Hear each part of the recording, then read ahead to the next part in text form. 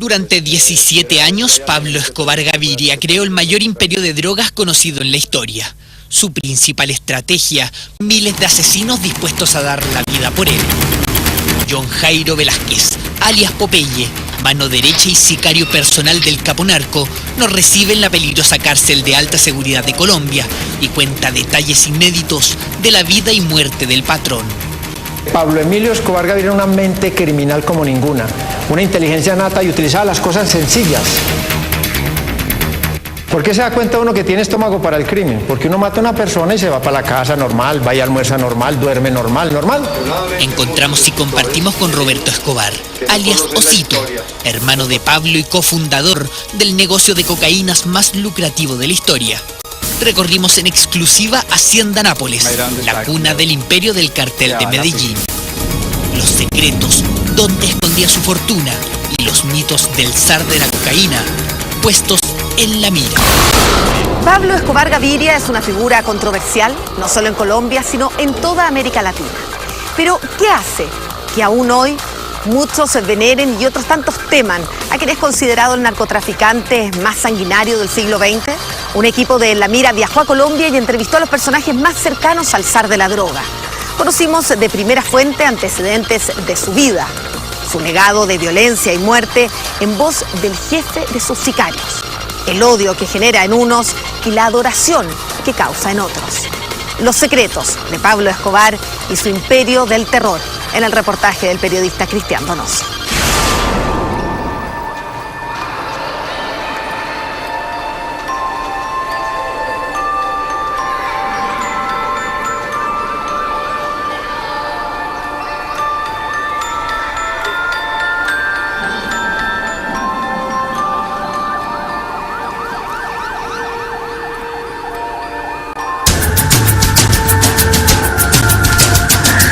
El 27 de noviembre de 1989, 110 personas mueren al explotar una bomba en el vuelo 203 del avión Avianca que despegaba de Bogotá.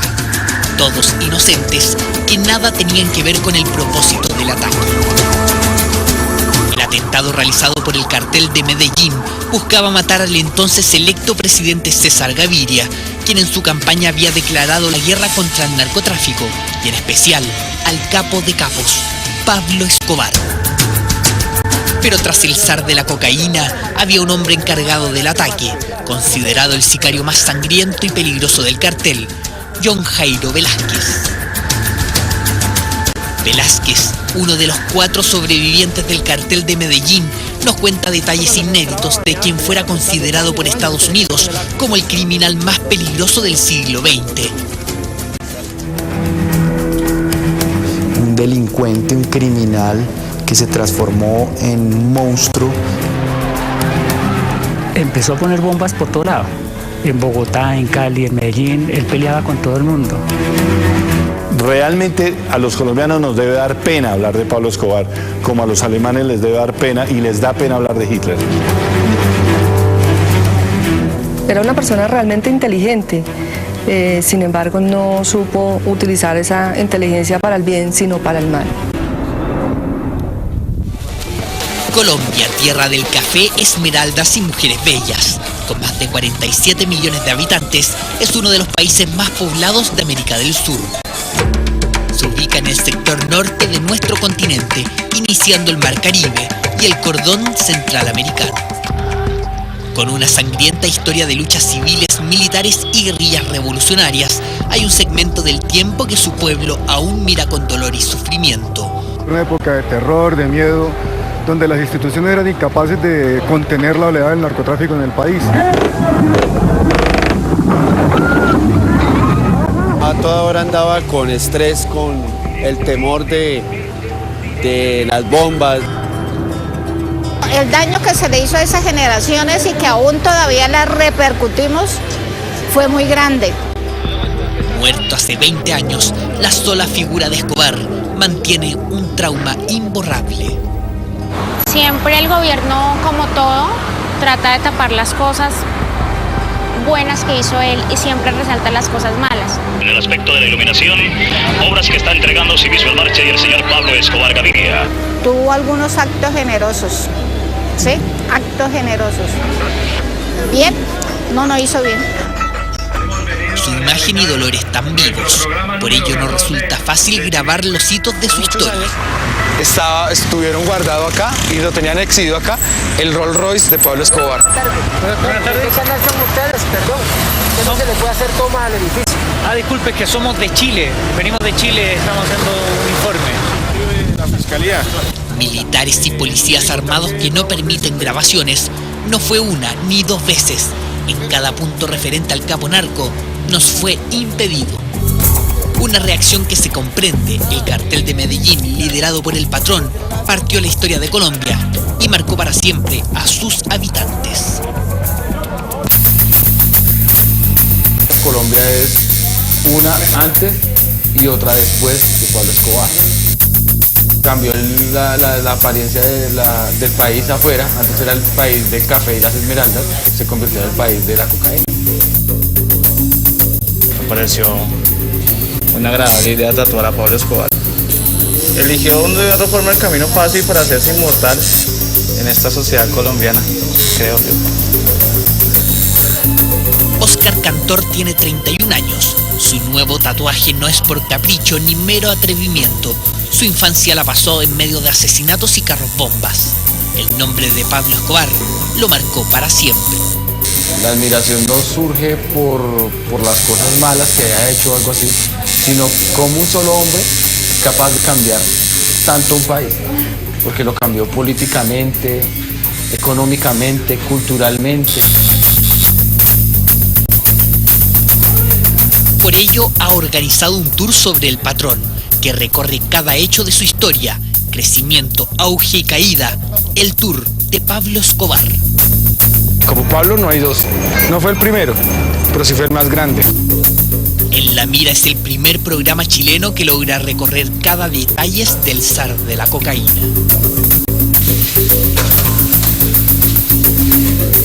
Aquí era el calabozo del señor Escobar, que era donde traía a la gente a torturarla, a matarla, en este sector.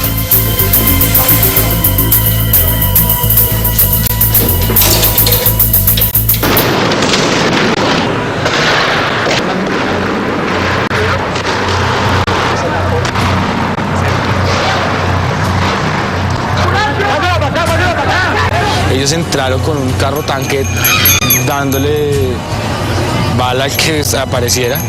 Los guerrilleros adentro respondían. No, fue una masacre lo que pasó ahí.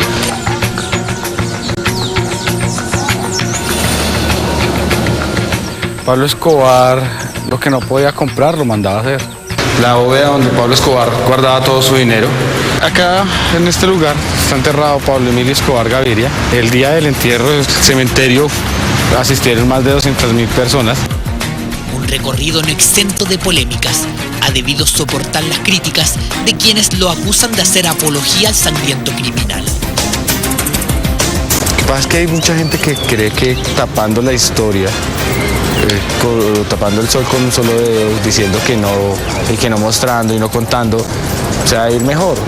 No, la historia hay que mostrarla, la historia se vivió y hay que contarla. Y no se puede borrar porque Pablo Emilio Escobar Gaviria, el capo más grande del narcotráfico de la historia humana, padre del narcoterrorismo, sus acciones dejaron más de 10.000 muertos. Industrializó el lucrativo negocio de la cocaína, convirtiéndose en el patrón de la mafia cocalera, que lo llevó a ser uno de los 10 hombres más ricos de la humanidad, con una fortuna superior a los $25.000 millones. Pero usted puede asegurar que su dinero nunca ha tenido vinculación con el narcotráfico. Siempre he asegurado que mi dinero no tiene vínculos con el narcotráfico. Odiado por muchos y amado por otros, fue capaz de compadecerse de la pobreza regalando viviendas y días más tarde derribar un avión con más de 100 inocentes. De ser congresista electo popularmente, ofrecer miles de dólares por asesinatos y torturas. Y para ello, creó una red de sicarios liderados por este hombre.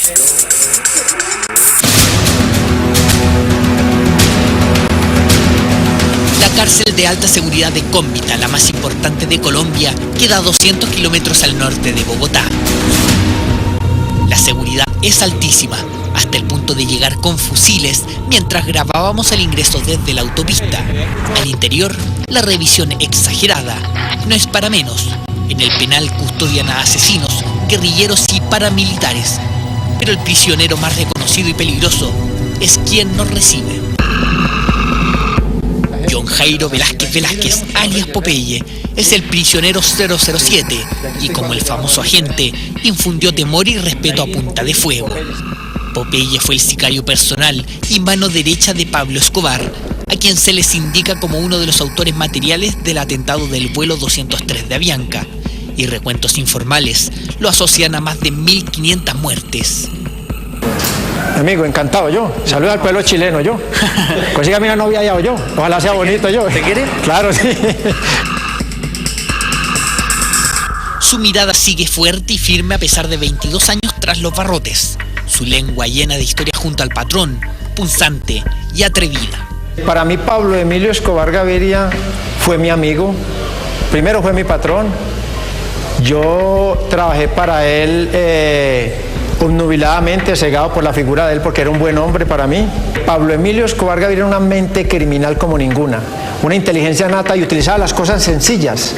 Los otros capos se dedicaron a coleccionar reinas de belleza, diamantes, obras de arte, fincas con piscina y caballos de paso fino colombiano. Y Pablo Emilio Escobar Gaviria tenía una visión de bandido porque él se fijaba en Al Capone y él empezó a comprar armas y a coger sicarios de los barrios de Medellín, de las comunas, y a tenerlos al lado de él. Entonces, mientras los otros disfrutaban la vida, él se armaba. Nos pide que lo llamemos Popeye, apodo ganado cuando fue miembro de la Marina colombiana. Vive completamente aislado junto a otro preso de alta complejidad. Solo puede salir a un patio cerrado y blindado a los pies de su pequeña celda. Mira, este es mi mundo, vea. Aquí tengo un gran tesoro que es mi radio, vea. ¿Ahí escucha radio? Ahí escucho radio. Aquí tengo mi gran tesoro. Vaya, aquí me cuida Dios, Jesucristo, la Virgen, Espíritu Santo. Tengo un combo grande de santo porque el problema mío es grande. Es pequeño el espacio, eso sí. No le hace, pues yo también soy berraco. Pero es suficiente. Es suficiente porque Colombia hay mucho hacinamiento ahora y yo soy privilegiado porque tengo mi propio huequito. Y aquí soy feliz, aquí tengo mis libros, mis cosas. Mire, este libro lo escribí yo, aquí lo tengo. John Jairo Velázquez tiene 51 años. Llegó con 23 al cartel de Medellín como soldado. Popeye, en pocos meses, ya era el más destacado del grupo de sicarios. ¿Por qué se da cuenta uno que tiene estómago para el crimen? Porque uno mata a una persona y se va para la casa normal, va y almuerza normal, duerme normal. Yo conocí muchos asesinos en la mafia. Hay unos que cierran los ojos, le pegan 30 balazos por aquí, por allá, en un pie, en una oreja y no pasa nada, ¿sí me entiende? En cambio, el asesino serio dispara 2 tiros a la cabeza, de aquí para arriba y listo. Y el asesino profesional trabaja con revólver porque el revólver nunca se traba. En cambio, la pistola se puede trabar y lo deja usted enredado en el problema. Y el asesino profesional se conoce ahí, porque siempre trabaja la cabeza y porque mira lo que está haciendo, porque no tiene miedo. ¿Y usted era un asesino profesional? Yo era un asesino profesional, pues esa era mi misión dentro del cartel de Medellín, porque yo no era narcotraficante. No, yo no le tenía miedo a eso, yo siempre andaba armado y donde dormía armado. Yo estaba en guerra. Popeye nos cuenta que la mayor virtud de Pablo Escobar era su cercanía. Todos sus asesinos lo idolatraban.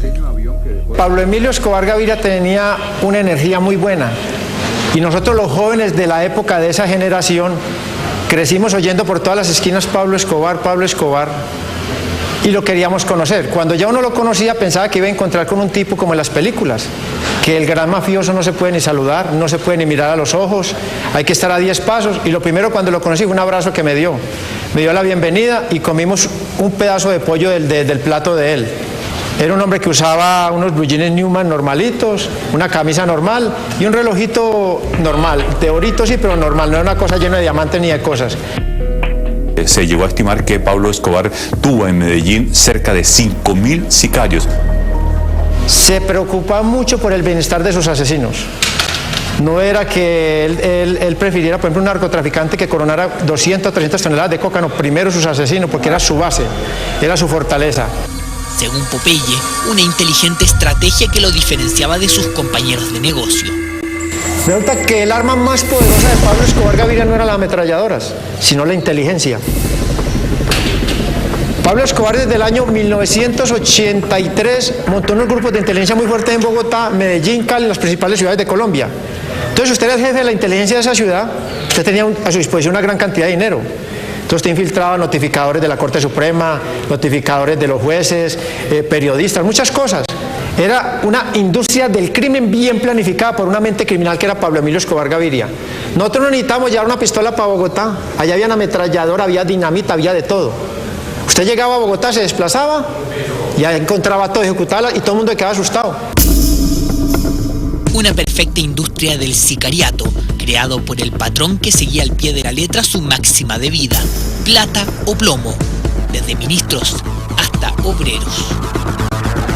Según los expedientes de la justicia colombiana, Popeye a punta de fuego mató a más de 250 personas, instaló 200 bombas, secuestró a Andrés Pastrana, quien posteriormente fue presidente, también a Francisco Santos, quien fuera vicepresidente. Pues nosotros no éramos psicópatas que llegábamos y en la casa con fotos, así una cosa bien terrorífica, íbamos haciendo, no, nada de eso. De mi propia mano, por el proceso y todo, yo calculo que unas 250 personas. ¿250 personas? Sí. ¿Y usted tiene remordimiento respecto a eso? Pues mire, vea, yo lo hacía a nivel profesional. Yo trabajaba para un hombre que nosotros le metimos un tinte político a nuestra lucha, que era la no extradición de colombianos hacia los Estados Unidos de Norteamérica. Durante los últimos 8 años, Popeye ha colaborado con la justicia para aclarar los casos de asesinatos y genocidios. Muchos políticos han caído presos por sus dichos. Asegura, los dineros del patrón estaban en todos lados. El dinero llegaba por toneladas. Yo estuve en Miami donde llegué a ver caletas con 20, 30 millones de dólares. En Medellín usted encontraba caletas con 50, 60, 70 millones de dólares. Él llegaba y se iba para Río de Janeiro, para un festival de Río de Janeiro, echaba 2 millones de dólares en efectivo y venía sin un peso, sin un dólar. Él llegaba, por ejemplo, a Miami y gastaba dinero a manos llenas, 8 o 10 limusinas, helicópteros, todo. Ya él después, cuando ya empezó la guerra, ya él no necesitaba eso, porque él ya había disfrutado la vida. Pero había narcomilitares, narcopolíticos, narcoperiodistas, narcojueces, es decir, los narcóticos y los enormes fondos influyeron en forma transversal. Incluso asegura que existieron presidentes y ministros de otros países involucrados en el negocio, entre ellos Fidel y Raúl Castro, a quienes indica como socios del cártel de Medellín. Raúl Castro para la época era el comandante del ejército cubano y él recibía en las pistas del ejército cubano en los aviones que venían de México, porque no podían ser con banderas de Colombia. Sí hubo ciertos envíos de Colombia, pero como yo estaba en Cayo Hueso no supe de esos envíos. Pero la ruta tenía que ser Colombia, México, y con bandera de México entrar a Cuba. Y de Cuba ahí guardaban la cocaína. Cuando estalló el escándalo, cuando mataron a este general de ellos, el Ochoa ahí quedaron 10.000 y pico de kilos de cocaína enterrados en Cuba. Pero ellos sabían, o sea, Raúl Castro y Fidel Castro sabían de... Totalmente. Yo le entregué al Nobel de Literatura Gabriel García Márquez, la gran gloria colombiana, en el aeropuerto de México, una carta de este grosor para Raúl y Fidel Castro. Yo la entregué en el aeropuerto de México. ¿Y en esa carta se especificaba el tráfico de cocaína? No, en esa carta había que recomponer el tráfico de nuevo, porque eso fue después de la muerte de Ochoa. John Jairo Velázquez está a poco más de 2 meses de salir libre tras 22 años preso. Asegura no tener miedo por estas imputaciones y que seguirá denunciando a silenciosos inculpados.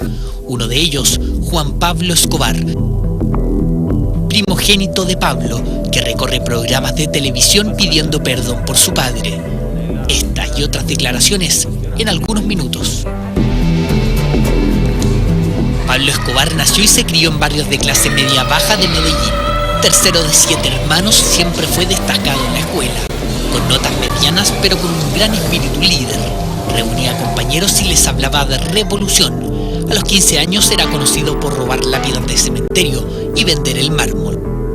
Pero como un joven pseudo revolucionario y ladrón de poca monta logra ser el narcotraficante más importante de la historia, Juan Carlos Giraldo, periodista colombiano, autor de documentales y libros sobre el patrón, nos explica. No lo superará nadie en su mentalidad y en su ingenio.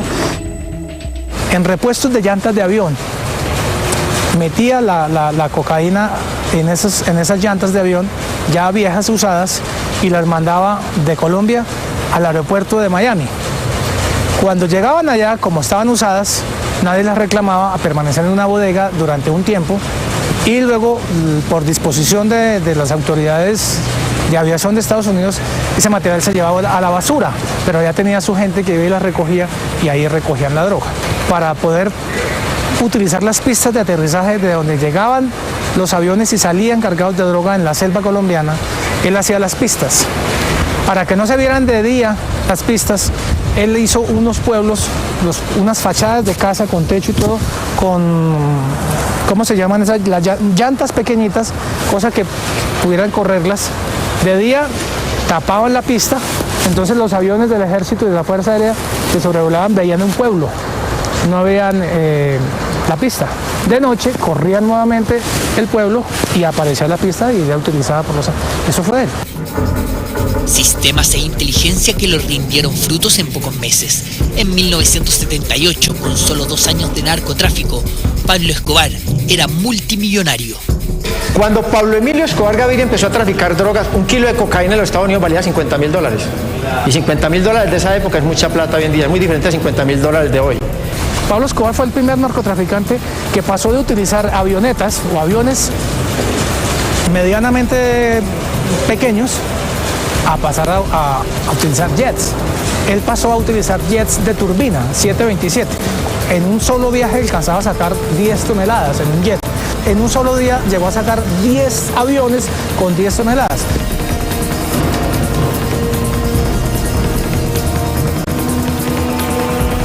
Durante 7 años amasó una fortuna estimada en más de $25.000 millones. Su inteligencia lo llevó a ocultar el dinero en novedosos escondites llamados caletas. La última de ellas, encontradas en la casa donde murió el patrón. Para la época fue un elemento bastante novedoso, donde Pablo Escobar Gaviria guardaba sus documentos confidenciales, ¿sí?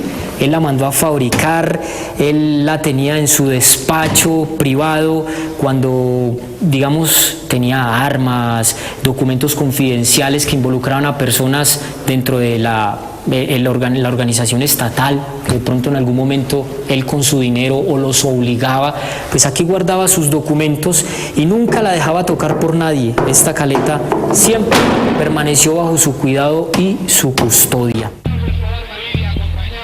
Con su riqueza ayuda a los más pobres, construye viviendas y cientos de canchas de fútbol. Se gana el respeto de los barrios marginales, que el año 1982 lo eligen como representante del Congreso. Pero su dinero genera sospechas. En 1984, Guillermo Cano, director del diario El Espectador, publica un artículo donde muestra su pasado criminal de los años 70. El ministro de Justicia, Rodrigo Lara Bonilla, comienza a investigar y pide la destitución. Se trata de una escalada del narcotráfico que hoy busca la salida de un ministro del gabinete. Políticos ven con malos ojos que un millonario sin educación les quite protagonismo. Buscan detenerlo para extraditarlo a Estados Unidos como narcotraficante. Quiero informar a la opinión pública que el señor ministro de Justicia tiene un plazo de 24 horas para que presente las pruebas concretas de la sindicación que me hizo en el día de ayer en la Cámara de Representantes. En 1984 es destituido y Pablo Escobar comienza a amenazar a todos quienes osaban nombrar. Si ustedes no llegan a ir, le mato a su mamá, a su papá, a su abuela. Y si su abuela ya está muerta, la desentierro y se la vuelvo a matar. Así que ustedes toman esa decisión. Espero en 45 minutos la respuesta. Muchísimas gracias. Les habla Pablo Emilio Escobar Gaviria. El 30 de abril del 84, el ministro de Justicia Lara Bonilla es emboscado por sicarios en moto, muere acribillado. El 17 de diciembre del 86, el periodista Guillermo Cano sigue sus pasos. Jueces, policías y más periodistas terminan asesinados. Nosotros no teníamos entrenamiento militar, sino malicia indígena. Nosotros íbamos como unos paticos detrás de Pablo Escobar. El cartel de Medellín era un grupo de ovejas dirigidas por un león que era Pablo Escobar. Pablo Escobar nos infligía valor a nosotros. Para fines de los años 80, la guerra entre el Estado y el cartel de Medellín se erguía como una de las más sangrientas del mundo. Pablo Escobar había hecho amistades con paramilitares y guerrilleros que lo protegían, incluso financiando sangrientas operaciones. Y Pablo Escobar, el trato que tenía con el M-19 era que él les dio $2 millones y armas para que hicieran la toma. El trato era que ellos se tomaban esto y lo primero que tenían que hacer era quemar los expedientes de los extraditables. La toma del Palacio de Justicia duró más de 27 horas. Hubo 350 rehenes y 99 muertos, 11 de ellos jueces de la Suprema Corte colombiana. Otras 10 personas nunca fueron encontradas. Ellos entraron con un carro tanque dándole bala al que apareciera.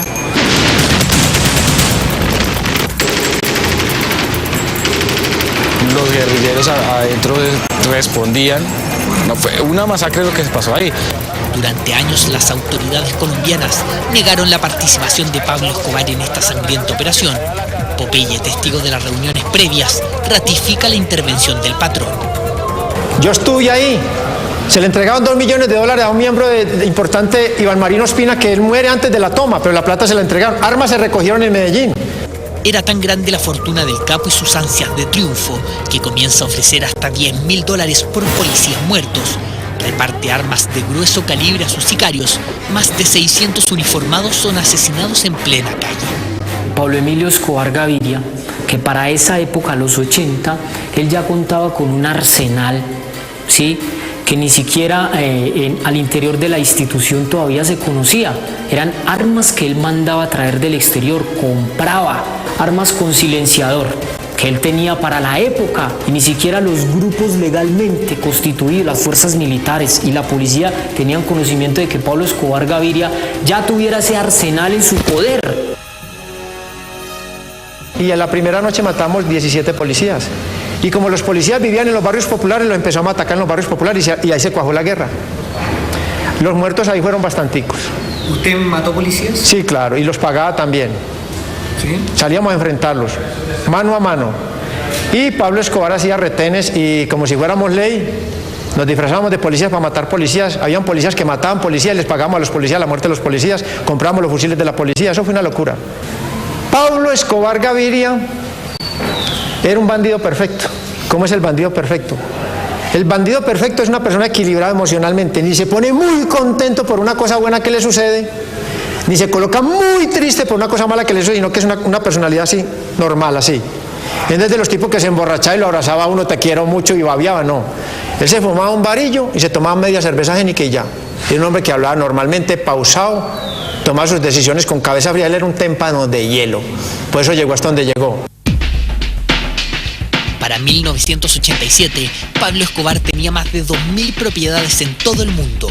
En Medellín, su centro de operaciones, construyó 2 fortalezas, una para vivir y otra de oficina, que literalmente era un banco.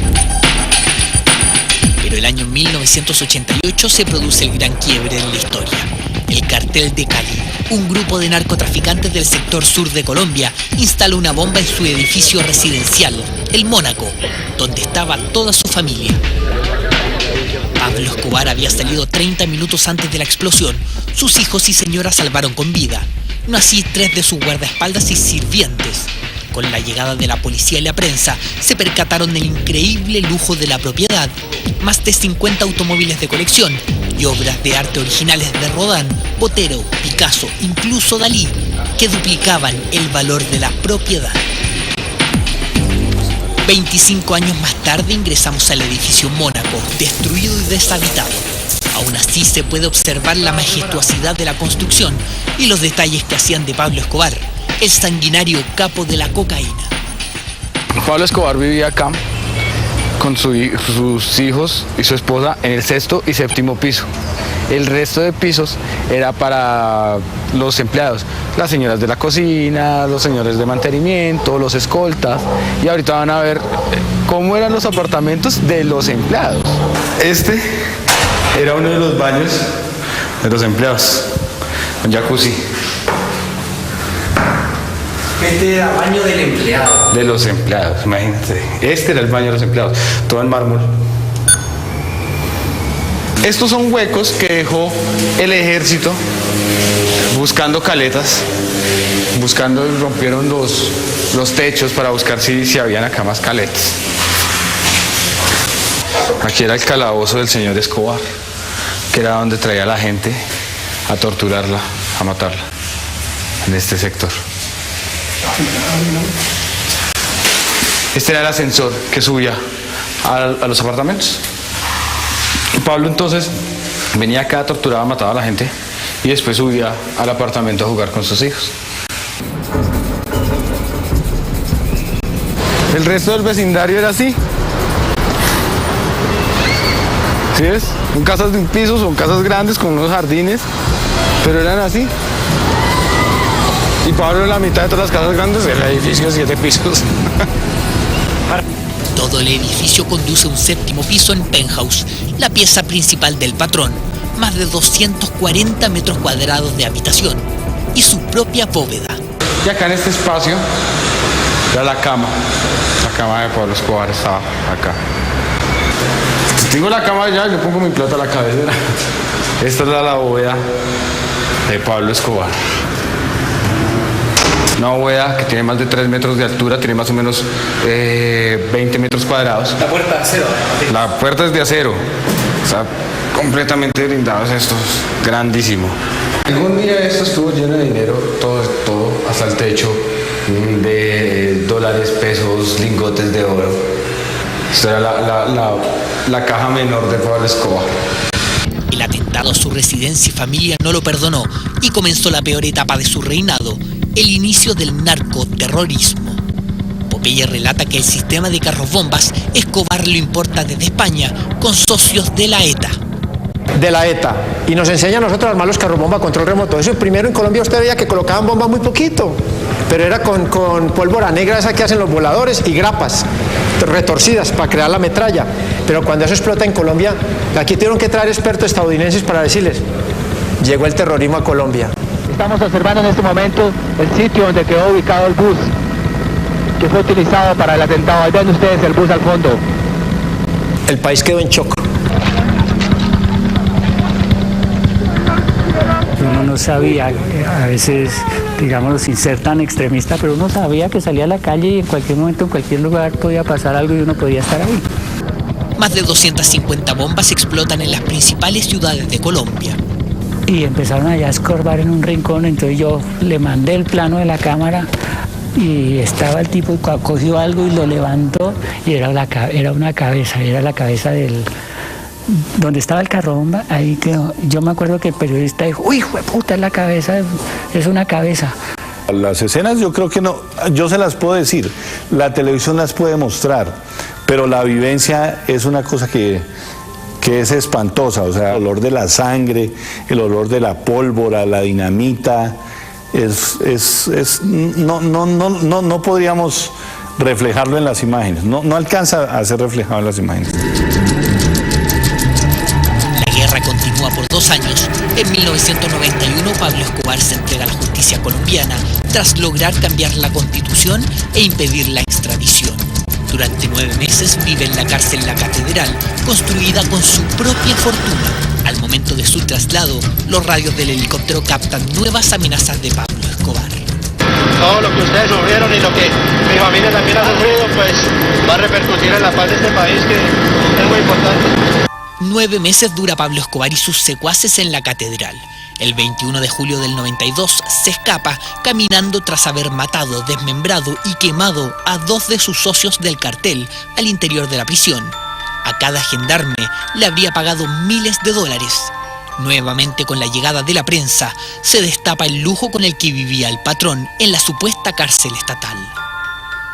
Restaurante con chef extranjeros, áreas de juego, oficinas para continuar el negocio, piezas de lujo y la celda 001, una majestuosa habitación para el jefe, incluso con escondites. La Catedral era una cosa de locos. Eso era una empresa criminal. En la cárcel La Catedral empezamos a reconstruir la estructura del narcotráfico. Se empezó a manejar la guerra contra el cartel de Cali. Y allí seguimos en la guerra contra el cartel de Cali. ¿Era un hotel 5 estrellas?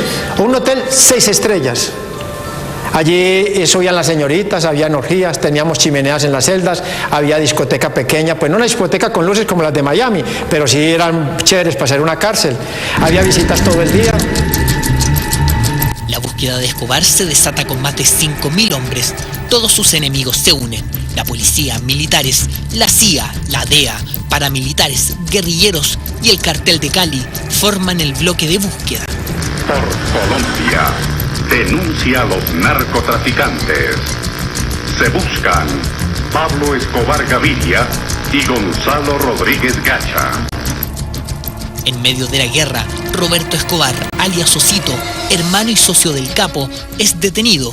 Estando en la cárcel recibe una carta bomba que explota en sus manos. Producto de la bomba, queda prácticamente sin audición, la pérdida de un ojo y con la visión del 10% en el otro. 20 años más tarde de aquel atentado, logramos ubicarlo y compartir unos momentos. Insólitamente, usufructúa de la imagen de su hermano. Eso en algunos minutos. Luego, las duras acusaciones de Popeye al hijo de Pablo Escobar. El señor Marroquín era un asesino. De los 12 años participaba en torturas con nosotros porque el patrón lo estaba entrenando para que fuera un bandido. Yo estoy en contra de todas esas organizaciones que atenten contra la seguridad y la paz de la nación, ya sean ellas de izquierda o de derecha. Pablo Escobar dejó su huella en el mundo como el mayor narcotraficante de la historia, con una estructura de sicarios compleja que hasta el día de hoy complican a Colombia. Además creó y articuló las mejores rutas de contrabando utilizadas hasta la actualidad. Permeó con corrupción todas las instituciones públicas y dirigió una guerra con miles de muertos que hasta la fecha no se pueden determinar. De hecho, hasta el día de hoy no es raro encontrarse con militares fuertemente armados custodiando plazas, casas y caminos. Es parte del día a día. Aún así se ganó el respeto de miles, quizás millones de colombianos. Algunos, a pesar de los hechos y las pruebas, lo siguen venerando.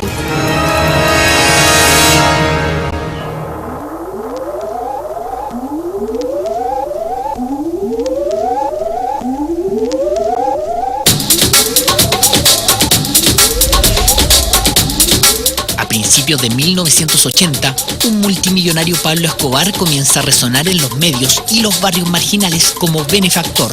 Sus principales donaciones, canchas de fútbol. Señor congresista Pablo Escobar, a nombre de los barrios Nutivar y Fátima, hago entrega de esta bandeja como reconocimiento a su decidido apoyo que brindó para que este 27º clásico futbolístico haya sido todo un éxito. Y hemos vinculado a los equipos Atlético Nacional y Deportivo Independiente de Medellín a esta noble campaña. En meses era conocido como el Robin Hood colombiano. Un aplauso para don Pablo Escobar Gaviria, después de ese maravilloso saque de honor. Adulto, la visante de honor. Con su lema Civismo en Marcha, recorre los barrios marginales de Medellín. Era 1982. Con 6 años en el negocio del tráfico, era multimillonario. Bueno, nuestro movimiento, la ideología principal de nuestro movimiento es civismo, nacionalismo, programas sociales, ecológicos y deportivos. ¿Usted se cree el Robin Hood antioqueño?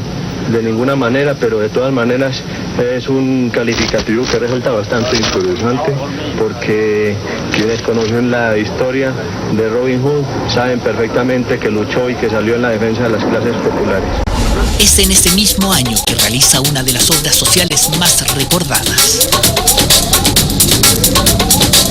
En 1982, Pablo Escobar corona su autodenominado movimiento social Civismo en Marcha, con la construcción de más de 400 viviendas para personas de escasos recursos. Hasta el día de hoy, este barrio lleva orgullosamente su nombre.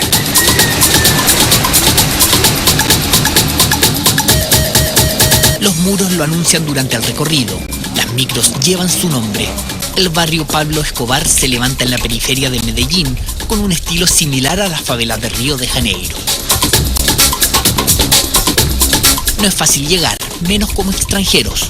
Sector complicado dicen, pero las caras son amables y amigables, más cuando pedimos referencia de quien las edificó. Para mí fue una persona humanitaria con nosotros. Cariñoso, muy amable con los niños y una persona intachable, fue Pablo.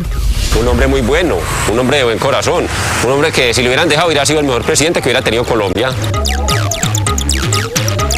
Las casas fueron entregadas para familias que vivían en un basural. Pablo Escobar las construyó con su propio dinero, cero aporte estatal. No me gusta que hablen mal de él, porque para mí fue una persona muy buena, porque fue el único que tuvo esa dignidad de meterse al basurero, donde habían gallinazos, ratas, basura, de todo.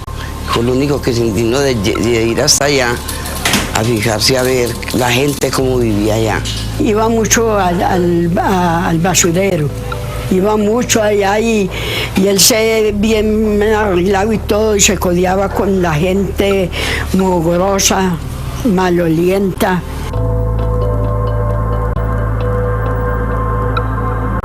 Hasta que Dios me lleve, siempre voy a estar agradecida de él. Yo voy para 30 años aquí en esta casita y eternamente agradecido por Pablo Escobar. No solamente yo. Pregúntelo aquí cualesquiera de las personas que vinimos de abajo, por ejemplo la señora y la señora acá, que vinieron de abajo del bosque. Si por eso tenemos casita, pero no tuviéramos nada. 30 años han pasado desde la entrega de estas casas, 20 de la muerte de su benefactor, pero ni el tiempo ni la política han logrado borrar el nombre y rostro de Pablo Escobar. Ese letrero lo colocamos hace poco en contra de un alcalde que hubo en Medellín, Alonso Solar Jaramillo, que decía que ese nombre había que cambiarlo. Y nosotros dimos que por el contrario, las cosas hay que marcarlas con su nombre. Entonces lo marcamos con el nombre del barrio Pablo Escobar. Y no solo está el muro en su recuerdo, estampitas y fotos con rostros del patrón cubren paredes de estos vecinos. Una admiración que podría resultar irracional, pero para estos pobladores, Pablo Escobar fue su única salvación. Él era un tipo muy elegante, un parecido muy bonito. Jamás. Nunca nos pidió nada a cambio. Fuera yo un embustero, tendría que nunca pidió algo a cambio. Acá habían antes muchas más placas de agradecimiento a Pablo y todo eso, pero a gente que no le convenía, porque estaba su nombre ahí, las mandaron quitar. Un lugar que cada 2 de diciembre, día de la muerte de Pablo Escobar, se repleta de flores y llantos. Mucha tristeza, muchas lágrimas, mucho, mejor dicho. Como que se nos hubiera muerto la mamá, porque ella era un papá para nosotros.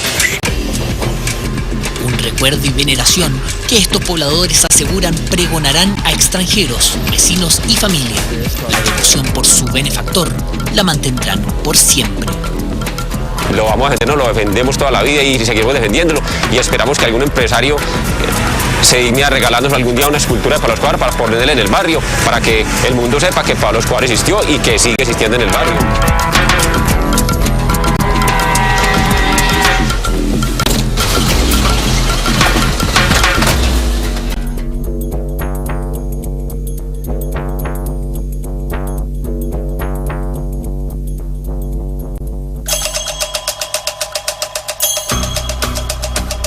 Con 2 años de tráfico, Pablo Escobar ya era un reconocido multimillonario de Medellín. Toneladas de drogas se despachaban diariamente desde la selva hacia Estados Unidos, donde el kilo de cocaína se vendía a $50.000. En 1978 decide capitalizar su éxito económico y criminal comprando 3.000 hectáreas de terreno. Funda la Hacienda Nápoles, en una posición estratégica entre Bogotá y Medellín, rodeado de espesa selva. En 1978, Escobar y Gaviria compran una extensa finca en la región del Magdalena Medio colombiano, la Hacienda Nápoles, orgullo y símbolo de su éxito.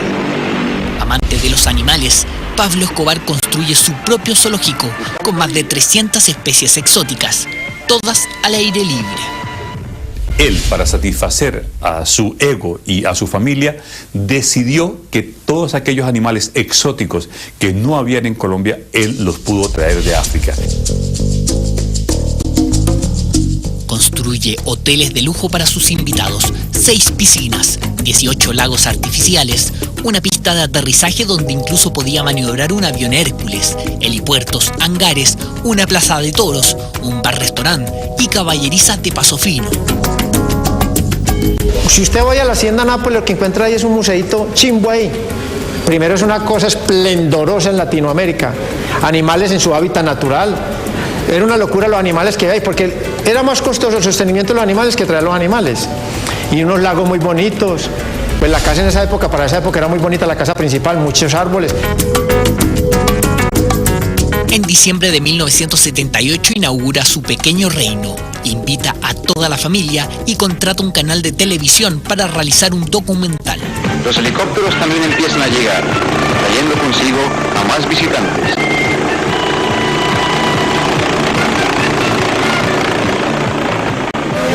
El ambiente ha cambiado. El sonido de la música, las risas, la conversación y el chapuceo en la piscina dan el ambiente de recreo y descanso.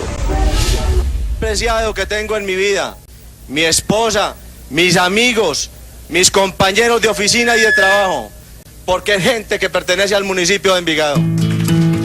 Con el paso del tiempo, Hacienda Nápoles se convierte en el centro de operaciones del cartel de Medellín. Reuniones, secuestros, asesinatos, pago de coimas y despacho de drogas se hacen desde este punto. El año 1984, tras la muerte del ministro de Justicia Rodrigo Lara Bonilla, Escobar deja la propiedad. Sus animales quedan libres por los páramos. En 1992 es tomada por militares que la destruyen buscando dineros. A 30 años de su apogeo, viajamos al lugar. El trayecto terrestre entre Bogotá y Hacienda Nápoles es en medio de la selva. Los 200 kilómetros se recorren en 5 horas, si es que no hay camiones o accidentes. Fácilmente pueden ser 7. El camino es custodiado en todo momento por militares, uno de los tantos legados del patrón del mal. Al llegar, su imponente anuncio, el icónico portal con la avioneta en su parte superior. El mito dice que fue su primer envío a Estados Unidos. Un mito solamente, aquel monomotor no tenía la autonomía necesaria.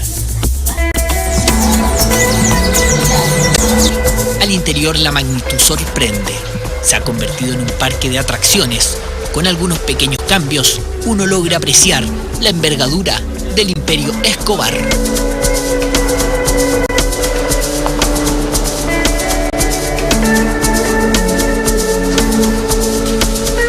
Pablo Escobar mandó a construir 18 lagos acá dentro de la Hacienda Nápoles.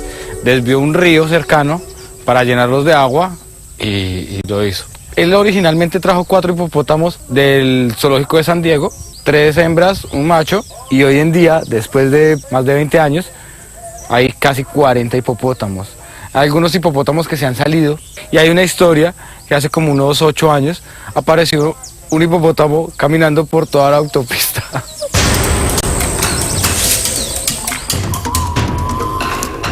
Bueno, Pablo acá tenía canguros, tenía elefantes, jirafas, rinocerontes, avestruces. En el lago hay un animal muy representativo del río Amazonas, que es el delfín rosado, que tenía un delfín rosado acá. Esta era una de sus mascotas, la tenía en el patio de su casa. Esto es lo que más impresiona, cómo una persona logró tener tanto dinero, tanto poder para construir esto, para tener animales de esta magnitud como mascota. Y él es Vera, el original rinoceronte que tenía Pablo Escobar.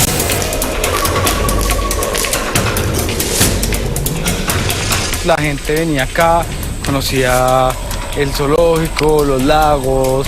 Era como si fuera un hotel 5 estrellas, pero gratis. Y aquí pasaron políticos, deportistas, modelos, las mujeres más hermosas del mundo pasaron por acá, la gente más importante del mundo pasó por acá. Aquí pasó gente como Noriega, como Vladimiro Montesinos. Hasta incluso hay el mito de que estuvo acá los Rolling Stones.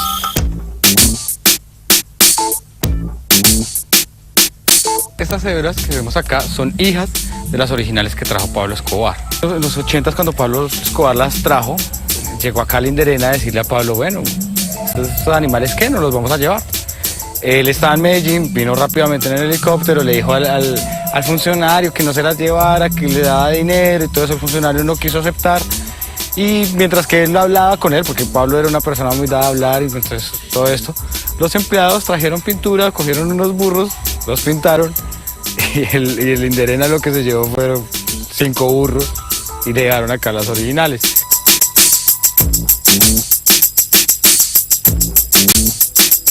Pablo hacía todo por sus hijos Juan Pablo y Manuela. Cada rincón de la hacienda tiene su historia y anécdota. Pablo Escobar lo que no podía comprar lo mandaba a hacer. A Juan Pablo Escobar le gustaban mucho los dinosaurios y Pablo no hizo lo que podría hacer un padre normal, que era regalarle un juguete, un dinosaurio, un tiranosaurio rex o algo así.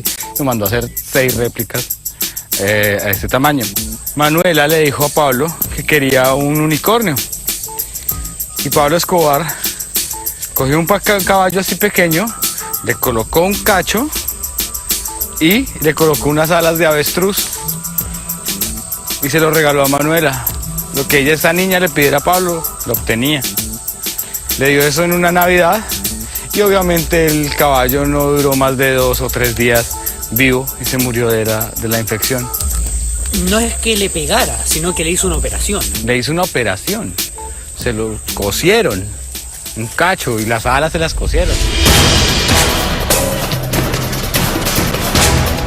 Gonzalo Rodríguez Gacha era la persona que tenía los laboratorios, ¿sí? Era la persona que hacía la cocaína. Se la vendía a Pablo y a los Ochoa.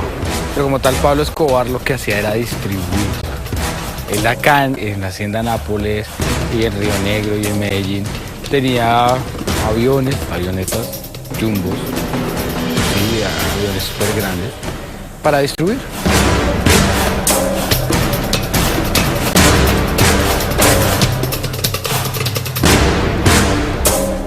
En las 500 hectáreas de Hacienda Nápoles, este quizás es el punto más importante de la industria de Pablo Escobar. La pista de aterrizajes, donde se distribuía la droga a todo Centroamérica, incluso a Estados Unidos. Pero también donde comenzaba la fiesta, donde las personalidades políticas de la farándula, del espectáculo mundial, llegaban para pasarlo bien, para tener un rato agradable y también disfrutar de la tremenda casa que ahora iremos a conocer.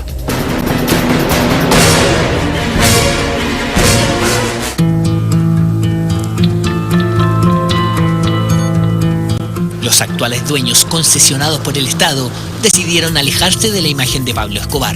Aún así mantuvieron sus hitos, el portal de ingreso, las inmensas lagunas y el sector más icónico del patrón. La van a encontrar en la parte de adentro,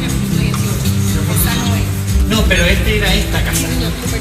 La mansión de la época está destruida por quienes buscaron las supuestas fortunas escondidas. Ahora es un museo, autos de colección incendiados por sus enemigos, motos de agua, lanchas en desuso y un helipuerto lo adornan. Digamos, acá podemos ver una foto de esta misma baranda. Mira cómo era. Y esta la construyó él la manda a construir. Él la manda a construir con Gustavo, con su primo Gustavo Gaviria. Ahí era donde estaba el comedor, quedaba la piscina.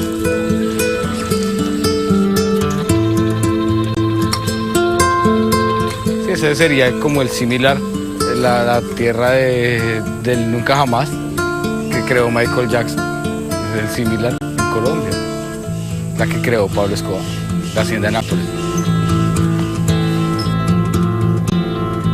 Una exhibición que contempla no solo la muestra del poder económico del clan Escobar.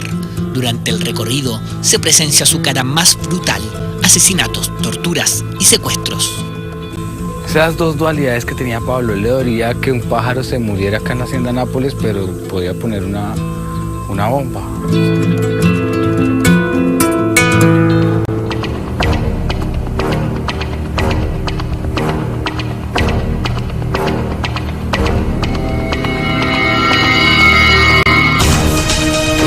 En 1982, Pablo Escobar, gracias a sus benefactores de casas y canchas de fútbol, es elegido representante del Congreso. Es un craso error. El error más grande de Pablo Emilio Escobar Gaviria. Él veía que él cargaba el carnet y que en esa época existía la inmunidad parlamentaria. Un parlamentario no se podía tocar por nadie en Colombia. Y él lo paraba, iba con nosotros, mostramos ese carnet y ahí mismo todo el mundo, la policía echaba para atrás. Quien esté interesado en saber qué cantidad de dinero tiene el señor Pablo Escobar, lo puede investigar en la Administración de Impuestos Nacionales o en la Administración de Hacienda, ¿no? ¿De dónde surgió entonces su dinero, su fabuloso capital? En Antioquia todos conocen las inversiones en el campo de la industria, en el campo de la ganadería y en el campo de la construcción. Todos se preguntan de dónde sale su dinero. Poco a poco comienzan a salir sus primeros detractores. El principal, Luis Carlos Galán. El poder oscuro y criminal del narcotráfico. Y ha sido el nuevo liberalismo la única fuerza política que en Colombia se enfrentó a ese adversario terrible de la sociedad, de la organización institucional. El líder del Partido Liberal Colombiano logra la expulsión del Congreso de Escobar y comienza una campaña en su contra para lograr su extradición. Pablo nunca olvidará, y en 1989, cuando Luis Carlos Galán era candidato a la presidencia y lideraba las encuestas, Escobar lo asesina en uno de sus últimos discursos públicos, el gran magnicidio de Escobar.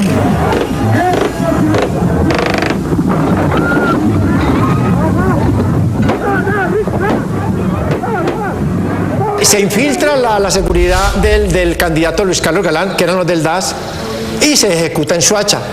Ese es el día más grande del cartel de Medellín, donde se mostró más poder. Ese día el país quedó en shock. Y yo, no, aquí no hay nada que hacer. Aquí tenemos que hablar con esta gente, hay que tumbar la extradición.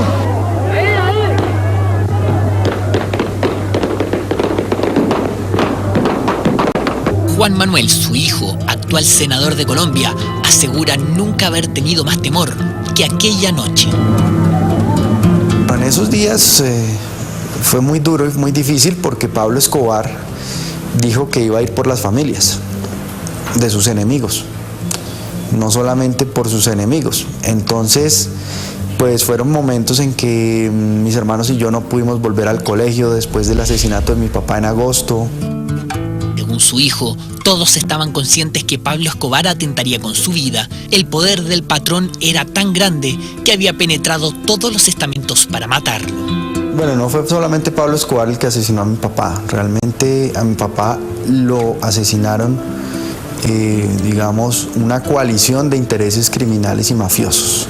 ¿Dentro de los cuales hay políticos? Dentro de los cuales hay, en primer lugar, el narcotráfico, donde está el cartel de Medellín y el cartel de Cali también.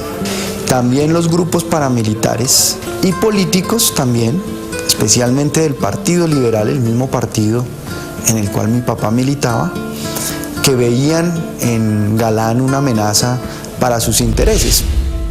Prácticamente no quedó ningún sector de la sociedad colombiana que no hubiera estado penetrado de alguna manera por el narcotráfico.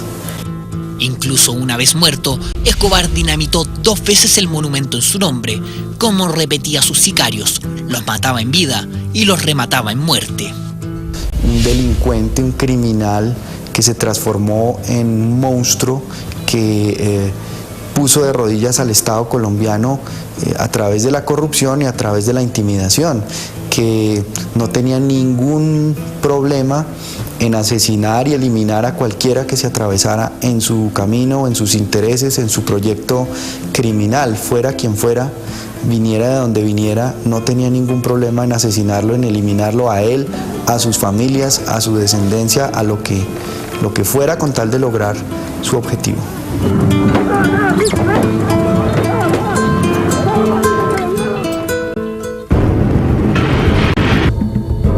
Civil, militar o político, el patrón no tenía clemencia. Guillermo Cano, director del diario El Espectador, que denunció sus andanzas criminales, es acribillado saliendo del diario. Nosotros creemos que hay gente que debe presentar sus puntos de vista, porque hay lectores que les interesa esos puntos de vista. Don Guillermo Cano era un hombre ácido, con su máquina de escribir, un periodista correcto. Nadie podía decir de que a él la mafia le pagaba para que atacara, no, era un periodista correcto, porque las cosas hay que decirlas como son. Sabíamos que era peligroso, yo creo que el primero en saberlo era él, pero nunca había habido algo similar en nuestro país de que se atacara a alguien por hacerse la voluntad de una persona. Él nos disparaba a nosotros con una máquina de escribir, nosotros teníamos ametralladora MP5 9 milímetros. Popeye cuenta que el asesinato se fragua en medio de una fiesta orgía del cartel de Medellín, cuando Guillermo Cano publica en su diario que el gobierno decide implantar la extradición por oficio. Nos llega el periódico El Espectador y donde dice, se le aguó la fiesta a los mafiosos. Es como si don Guillermo Cano hubiera estado sentado ahí. La señorita se coloca en el brasier, se acaba la orgía, el trago, los mariachis apagan la música. Entonces Pablo Escobar, Gonzalo Rodríguez Gacha y Jorge Ochoa toman la decisión de matar a don Guillermo Cano. El aparato de inteligencia militar montado por Escobar permitió idear el plan. Cuando llegaron los sicarios a Bogotá, todo estaba resuelto. Ya la inteligencia de don Guillermo Cano sabían que salía en un Subarito, que salía a tal hora, que entraba a tal hora, que él manejaba. Entonces usted llega uno de los sicarios a Bogotá y había otro grupo compartimentado que no se conocía con los de inteligencia, pero había una persona como yo, por ejemplo, el Negro Pau, gente muy importante del cartel de Medellín, decía, bueno, necesito la inteligencia de Guillermo Cano y se la entregan a uno así. Y ya iba uno donde tenían el grupo que manejaba la ala militar, que era de motos, ametralladoras y carros, y le entregaban todo a uno y se ejecutaba en hora la orden. Al igual que con el candidato Galán, Escobar continúa su desquiciado plan de destruir todo tras la muerte del periodista. Instala una bomba que vuela al diario del fallecido. En el primer momento dijimos, bueno, mataron a Guillermo, yo creo que los demás pueden estar tranquilos, pero resulta que eso no fue así. Nosotros no teníamos ninguna paz hasta que mataron a Escobar, como tampoco la tuvo el país. Guillermo Cano se convirtió en el referente de una prensa coartada, amenazada y asesinada.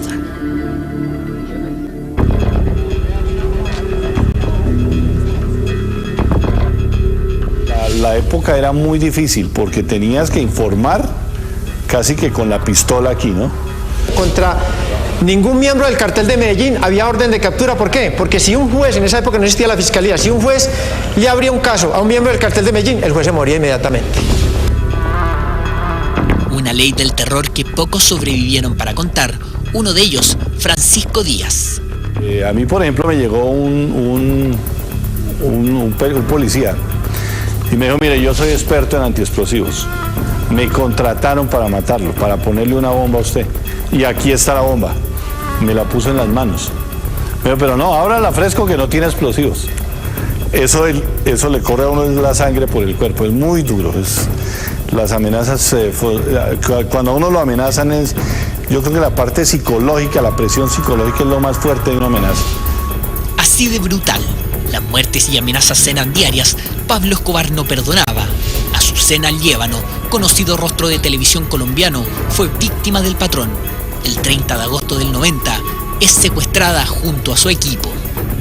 Veníamos de una etapa en que era el narcoterrorismo con bombas en Medellín, en Bogotá, el avión de Avianca. Veníamos de una época muy difícil, digamos que ya era el terror completo y caemos en manos de Pablo Escobar. Por supuesto que uno como ser humano siente temor y terror frente a lo que estaba viviendo. La inteligencia de Escobar nuevamente fue visible. Se hizo pasar por guerrillero y aceptó una entrevista. Al llegar, se percataron que era una farsa del patrón. Azucena viajaba con un importante personaje. El tipo venía haciendo una serie de atentados que no le funcionaban, simplemente dejaba víctimas, pero no le funcionaban. Entonces utilizó otra estrategia que era secuestrar a personalidades. En esas Diana Turbay, hija de un expresidente colombiano, y eso era lo que quería, era presionar al gobierno para lograr la no extradición. Durante 5 meses permanece retenida junto a su equipo y su amiga Diana. Nunca lo vimos. Teníamos contacto con él a través de las personas que estaban con nosotros y básicamente, digamos que en esa época era a través de papelitos que nos comunicábamos. El El 25 de enero los liberan en medio de un fallido operativo de rescate, pero su compañera no logra arrancar y es asesinada. Nosotros, mientras estuvimos secuestrados, nunca quisimos que nos rescataran. ¿Sabían que eso era prácticamente la muerte? Sí, por supuesto. De un lado o del otro. Diana Turbay y Guillermo Cano son casos emblemáticos de la libertad de expresión en tiempos de guerra. Este 9 de mayo, María Isabel Busquet, señora del fallecido periodista, recibió el Premio Mundial a la Libertad de Expresión.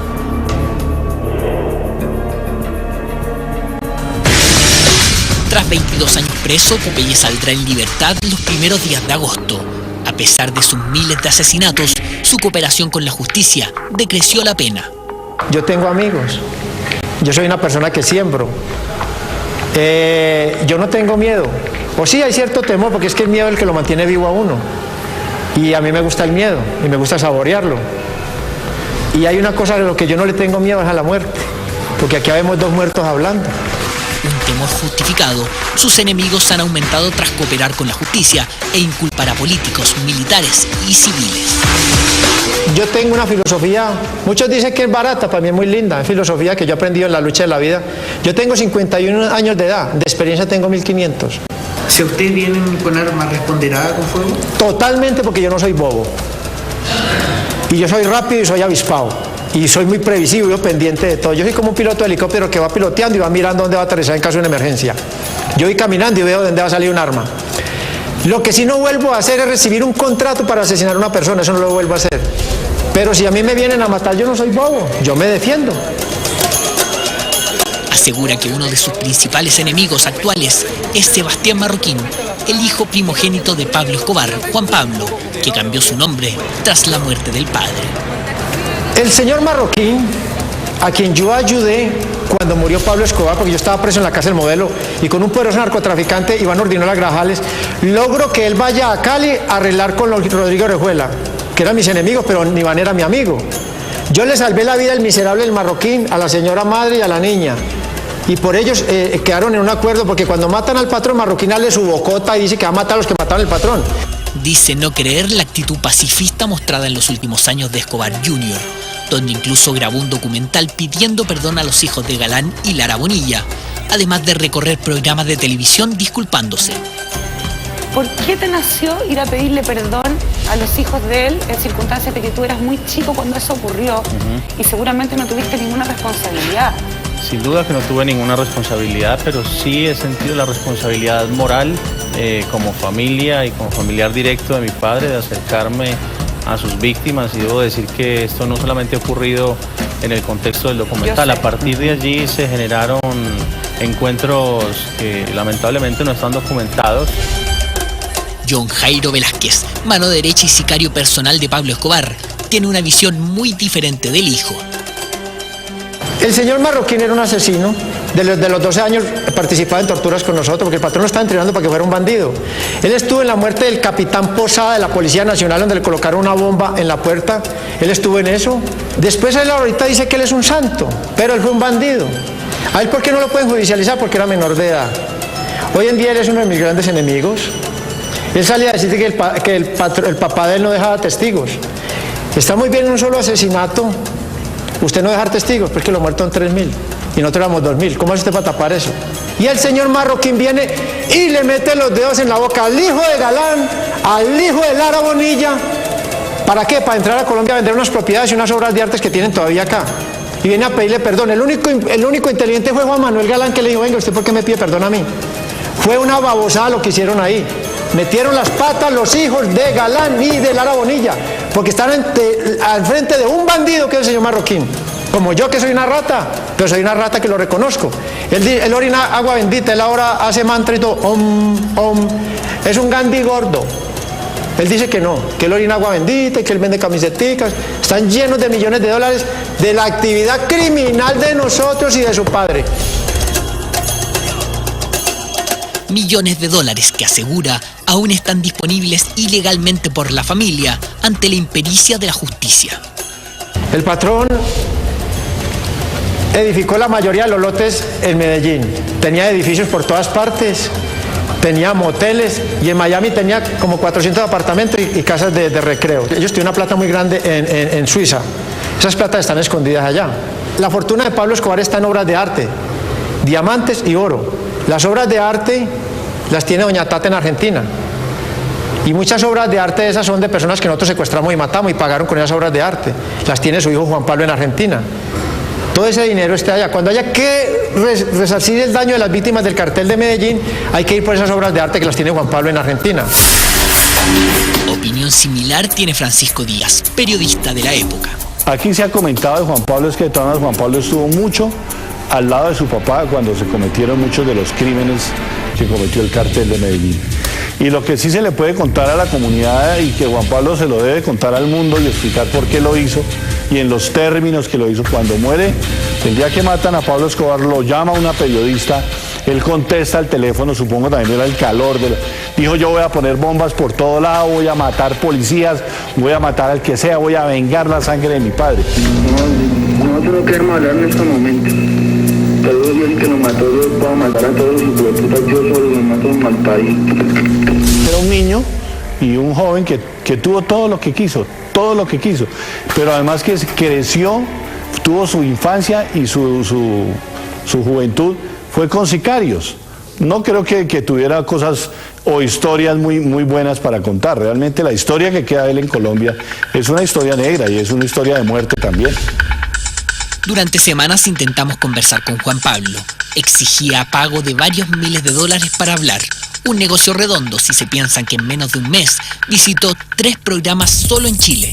Pero no es el único que vive usufructuando de la imagen de su padre.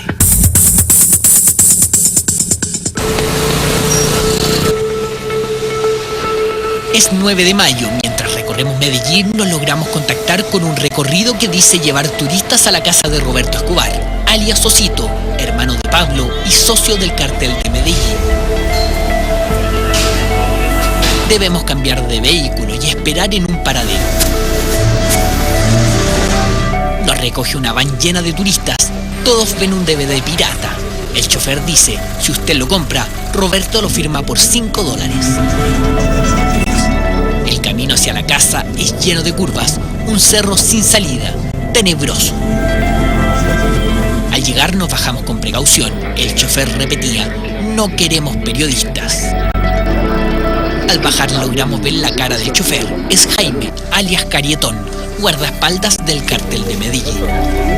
A un costado, hablando por teléfono, vemos a Roberto Escobar, alias Sosito. Jaime, ¿me abres el garaje? La casa que sirvió de escondite las últimas semanas de vida de Pablo está convertida en un museo. Su entrada cuesta $50. Somos 9 turistas, $450 por 30 minutos. Negocio redondo.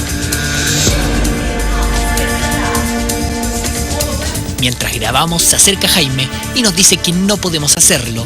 No quiere periodistas. Hay 6 cámaras escondidas siguiéndonos. De lejos, Roberto Escobar, uno de los 4 sobrevivientes del cartel de Medellín, se pasea.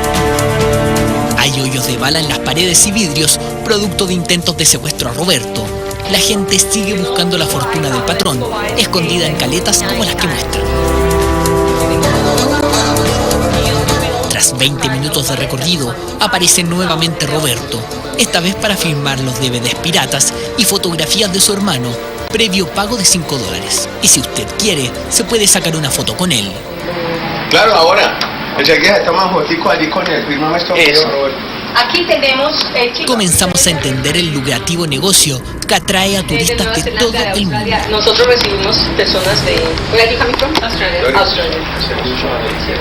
¿Te oyen o no? Tras ello conversa con nosotros breves minutos, porque si quiere una entrevista debe cancelar $6.000. Desafortunadamente hay muchos escritores de libros que no conocen la historia. Apenas ve por un ojo y es prácticamente sordo. Tras un atentado con una carta bomba cuando era narcotraficante, le deben traducir todo. Que usted está parado después del atentado con la carta bomba y todo eso, y que se ve bien a pesar de todo. Muchas gracias. Roberto asegura tener una patente de la OMS para realizar estudios en pacientes con cáncer y SIDA, afirma tener la cura. Jaime, el guardaespaldas, se percata de nuestras grabaciones y se lleva a Roberto. Conocieron a Roberto en persona. Privilegio. Privilegio histórico. Tras 30 minutos en la casa museo debemos irnos. El show terminó y Osito va a descansar. $450 y otros tantos más en su billetera, porque todos se llevan su foto firmada. Hoy en día puedo decir que Pablo Escobar ya es un mito que poco a poco se aproxima a la imagen de Al Capone, de estos mafiosos milenarios que ahora son más personajes de series de televisión y de cine que realmente delincuentes. Luego, los mitos de la muerte de Pablo Escobar. Es muy difícil que te den un tiro en toda la oreja. A Pablo Emilio Escobar Gaviria lo mataron. ¿Acierto militar o suicidio? Yo nunca le vi miedo en sus ojos. El patrón jugaba con la...